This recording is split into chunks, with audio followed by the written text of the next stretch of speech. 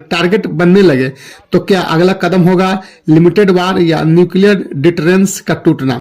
Dimona हमला और युद्ध का नया चरण।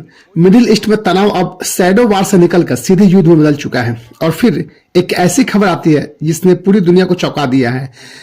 डिमोना न्यूक्लियर रिसर्च सेंटर पर सीधा मिसाइल हमला। यह सिर्फ सैन्य हमला नहीं था, यह था एक सिंबॉलिक स्ट्राइक, एक संदेश। हमला क्यों किया गया? रिपोर्ट्स के अनुसार यह हमला रिटेलिएशन का माना गया है क्योंकि इससे पहले ईरान की सबसे महत्वपूर्ण परमाणु साइट नतांज न्यूक्लियर फैसिलिटी पर हमला हुआ था। जो पॉलिटिक्स में से कहते हैं डिटरेंस रिस्पांस, यानी अगर तुम हमारी स्ट्रेटेजिक फैसिलिटी को टारगेट करोगे तो हम भी तुम्हारी स्ट्रेटेजिक साइट को निशाना बनाएंगे। हमले के बाद डिमोना क्षेत्र में भारी दहशत, कई इमारतों को नुकसान हुआ, कम से कम 80 से ज्यादा लोग घायल हो गए और आसपास के शहर डिस्टर्ब हो गए हैं। ये इमरजेंसी घोषित कर दी गई है। यह दिखाता है कि मॉडर्न मिसाइल अटैक सिर्फ मिसाइल स्ट्रेटेजिक नहीं है और मिलिट्री स्टेट्स टारगेट्स नहीं है, बल्कि सिविलियन साइकोलॉजी को भी प्रभावित करता है। आज की मिसाइलें पुराने रॉकेट से ऐसी नहीं होती। इनमें इस्तेमाल होता है GPS guidance, inertia navigation system, satellite correction, physics concept. Inertia navigation system, यह सिस्टम मिसाइल को बिना जीपीएस के भी दिशा दे सकता है, इसलिए लंबी दूरी, हाई प्रिसिशन और इंटरसेप्शन मुश्किल है। हमले के बाद आरोप लगा कि ईरान ने क्लस्टर बम्स इस्तेमाल किए। क्लस्टर बम्स क्या होता है, थोड़ा इसको समझ लीजिए। एक मिसाइल जो हवा में फटकर कई छोटे बम्स फैलाती हैं।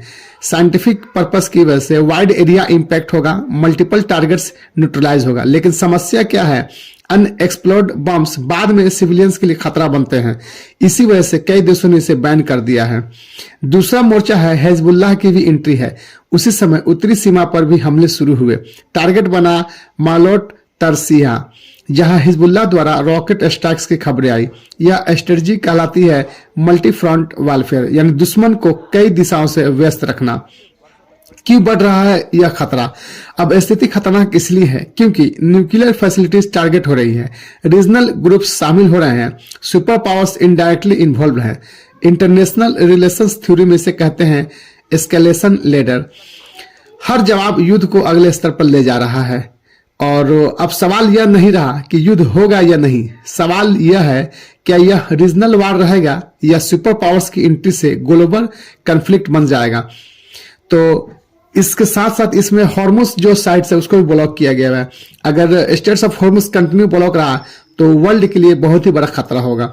तो चलिए ठीक है दोस्तों, अगले वीडियो मिलते हैं और उम्मीद करते हैं कि आपको ये वीडियो पसंद आएगी। अगर आपको मेरी वीडियो इन्फॉर्मेटिव लगती है तो मेरे चैनल को सब्सक्राइब कर दे, वीडियो को लाइक कर दे और शेयर करना बिल्कुल ना भूलें। तब तक के लिए बाय बाय, अल्लाह हाफिज।